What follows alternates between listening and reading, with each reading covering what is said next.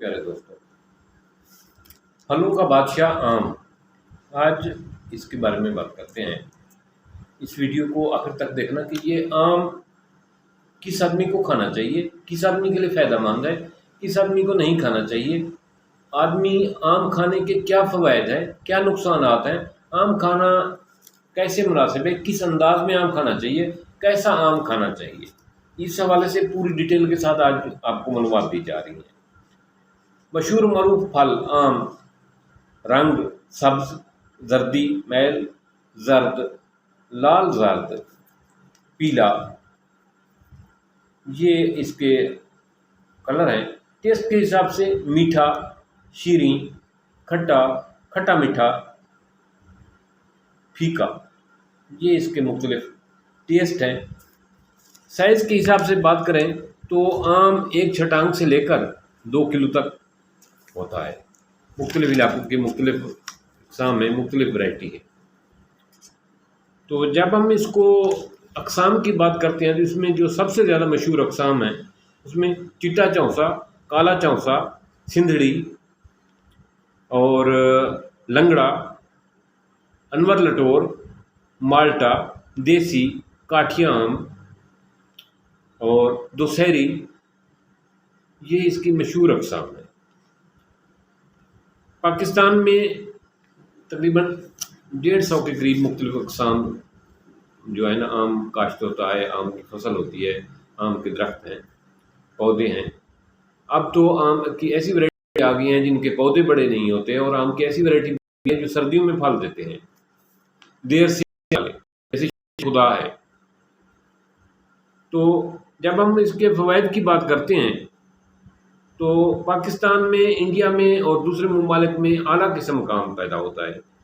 पुख्ता आम खून पैदा करता है, दांतों को ताकत देता है। आम मैदे की इस्लाह करता है, मकवी पा है यानी मर्दाना क़ुव्वत के लिए बेहतरीन है। आम मैदा, गुर्दा, मसाने को ताकत देता है। आम का मुरब्बा फेफड़ों और दिल और मसाने की ताकत के लिए बहुत मुफीद है।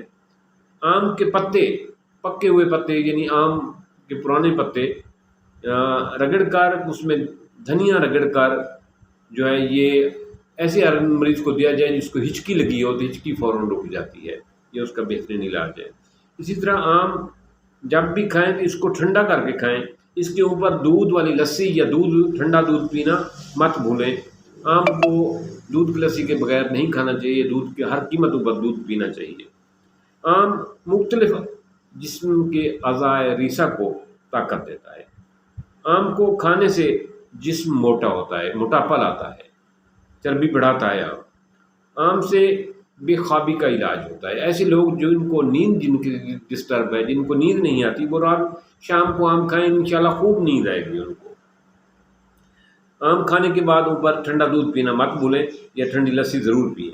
आम खाने के बाद साथ जामुन थोड़े से खाए जाएं तो ये गर्मी का तोड़ है। हर किस्म की मसाने, मैदे की गर्मी जिस्म से गर्मी को भगाता है, गर्मी के असर को ख़त्म करता है।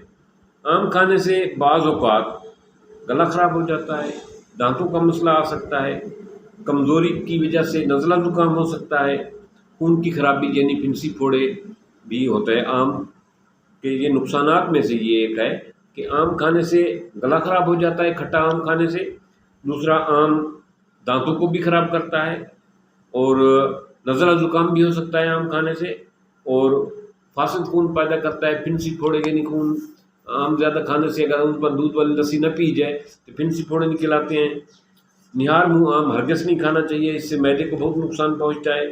आम हमारी आँखों के लिए मुनासिब नहीं, आँखों की बीमारियाँ पैदा करता है।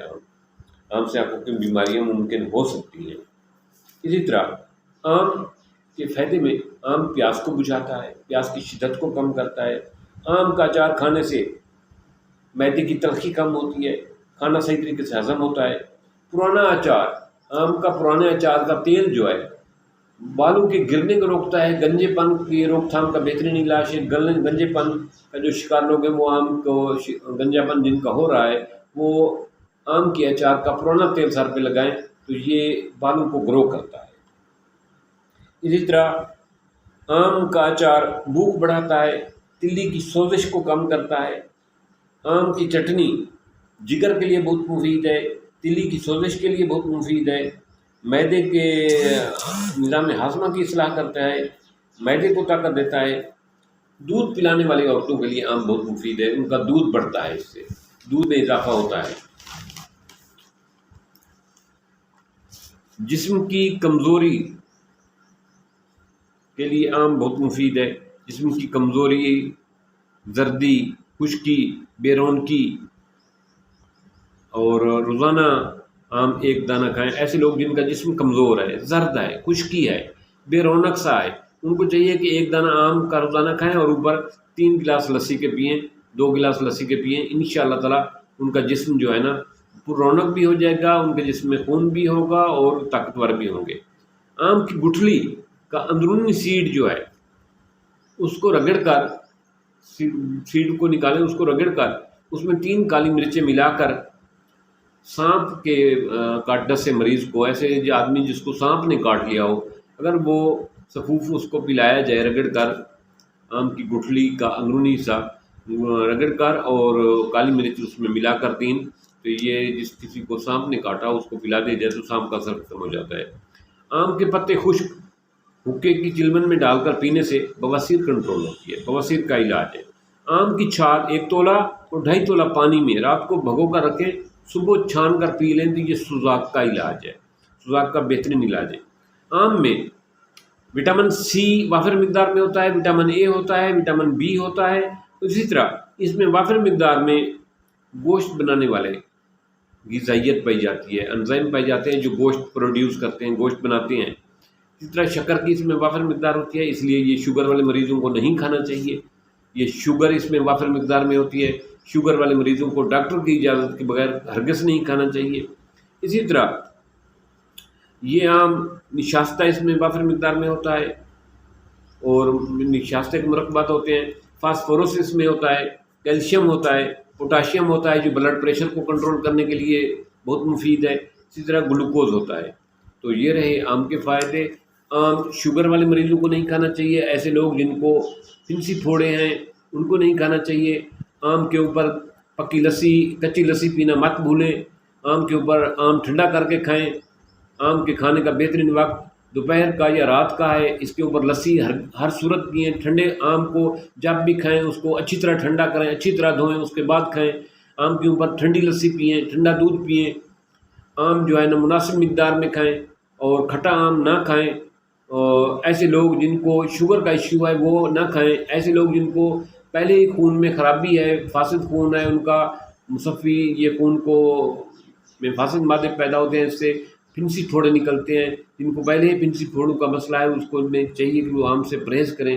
تو یہ آم کے متعلق آج کی گزارشات تھیں۔ امید ہے کہ آپ کو آم کے حوالے سے یہ آج کا پروگرام بہت زبردست لگے گا۔ انشاءاللہ تعالیٰ ملتے ہیں کل ایک نئے ٹاپک کے ساتھ۔